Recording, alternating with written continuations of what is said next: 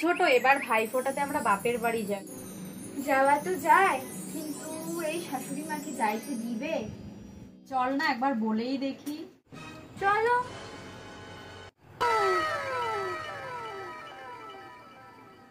মা, ভাবছিলাম এবার ভাইফোঁটাতে আমি আর ছোট বাড়ি যাব। বলছো নাকি অনুমতি নিতে আসছো, নাকি টাকা চাইতে আসছো? না না মা, অনুমতি নিতে আসছি। হবে না, শখ কত। যাও গিয়ে কাজ করো, খালি দুই বউয়ে গল্প। চল ছোট।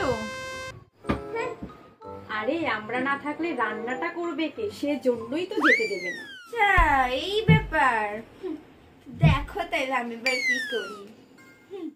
এ নাও। আর কি লাগবে? 5 কেজি পাঠার মাংস, 10 কেজি ইলিশ মাছ, আর কিছু? মিষ্টি দই একটু নিয়ে এসো। তো সবজি, এত বাজার, কে আসবে, কে খাবে? আরে শাশুড়ি মা, আপনি তো বললেন আমাদের বাপের বাড়ি যাইতে না, তাই জন্যই তো আমাদের বাপের বাড়ি সব লোককে দুজনেই ডাকছি এক সপ্তাহের জন্য। এবার ওরা এখানেই থাকবে, এখানেই রান্না হবে। ভালো না বুদ্ধিটা?